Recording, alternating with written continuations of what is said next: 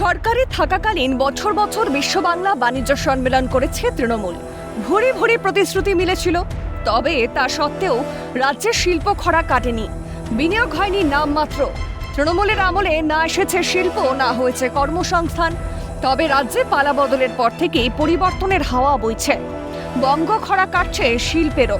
ক্ষমতায় বিজেপি সরকার আসার পর শ্রমিক ভট্টাচার্য বার্তা দিয়েছিলেন রাজ্যে শিল্প আসবে। ধীরে ধীরে বাস্তবায়নের পথে হাঁটছে বিজেপি। এবার ফের একবার শিল্পের বার্তা শ্রমিকের। তিনি বলেন, বিনিয়োগ নিয়ে প্রতিনিধিরা আসছেন বাংলায়, বিনিয়োগ করতে তারা ইচ্ছা প্রকাশ করেছেন। এই নিয়ে শিল্পমন্ত্রী ও মুখ্যমন্ত্রীর সঙ্গে যোগাযোগের ব্যবস্থা করা হচ্ছে। এসেছেন আমেরিকা থেকে একজন এসেছেন প্রতিনিধি, তিনিও চান এখানে বিনিয়োগ করতেন। আমি আমার শিল্পমন্ত্রী মুখ্যমন্ত্রীর সঙ্গে তাদের যোগাযোগ করিয়ে দিচ্ছি। সম্প্রতি নদিয়ার কল্যাণী থেকে শ্রমিক ভট্টাচার্যের দাবি করেছিলেন, পশ্চিমবঙ্গে বড় শিল্প আনতেই হবে, এছাড়া আর কোনোভাবে রাজ্যকে বাঁচানো যাবে না। কিন্তু শিল্পপতিদের কাজে আগামী দিনে কোনো রাজনৈতিক দল হস্তক্ষেপ করবে না, কারণ রাজ্যের বর্তমান সরকার কোনো রাজনৈতিক দলের ছত্রছায়া থেকে কাজ করে না। এই সরকার শুধুই জনতার সরকার, ভরসা বিজেপির রাজ্য সভাপতির। 82% of the land is owned by the small farmers. এখানে যদি কোনো গভর্নমেন্টের ইন্টারভেনশন না থাকে, যদি কোনো ল্যান্ড পলিসি না থাকে, তাহলে কোনোদিন পশ্চিমবঙ্গের কোনো শিল্পের পুনরুজ্জীবন সম্ভব নয়। আগামী দিনে কোনোদিন কেউ ফ্যাক্টরি করতে গেলে কোনো রাজনৈতিক দলের কর্মী আপনাদের কাছে টাকা চাইতে আসবে, কোনো জমি প্রতিবন্ধকতা নেই। আমাদের নতুন ল্যান্ড পলিসি আমরা নিয়ে আসবো। আমি সরকারের পক্ষ থেকে বক্তব্য রাখছি না, আমি পশ্চিমবঙ্গ সরকারের কেউ নই। তবে এটা আপনাদের আশ্বস্ত করতে চাই যে এই রাজ্যে যে সরকারটা তৈরি হচ্ছে, সেই সরকারটা গভর্নমেন্ট অফ ওয়েস্ট বেঙ্গল হবে, পশ্চিমবঙ্গ রাজ্য সরকার। ফের একবার তার মুখে শোনা গেল একই বার্তা। তিনি বলেন, মূল লক্ষ্য পশ্চিমবঙ্গকে আগের অবস্থায় ফিরিয়ে নিয়ে যাওয়া।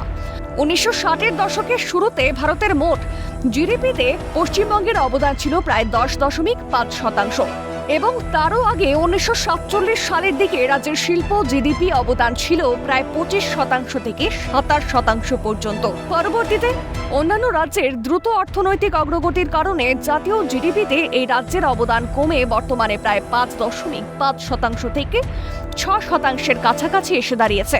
অর্থনীতিবিদদের মতে শিল্পক্ষেত্রে এই অবদানের পতনের মূল কারণগুলোর মধ্যে অন্যতম হল জমি অধিগ্রহণের জটিলতা এবং বিভিন্ন দুর্নীতি বা সিন্ডিকেট রাজ।